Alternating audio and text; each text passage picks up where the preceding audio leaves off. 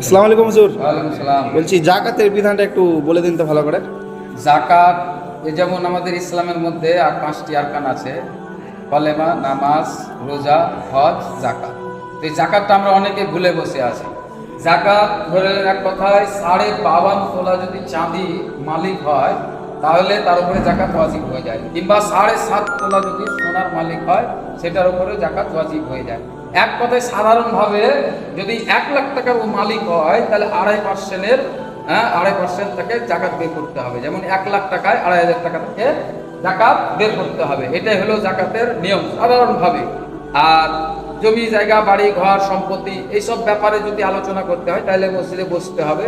ওগুলোর ব্যাপারে আলাদা আলাদা বিধান আছে, সব ব্যাপার লাগবে। এইসব ব্যাপারে বিস্তারিত আলোচনা মসজিদে বসে যারা জাকাত বের করবে তেনাদেরকে আসতে হবে আলেমদের কাছে, যে আমি এই জিনিসের জাকাত কিভাবে বের করব। ঠিক আছে।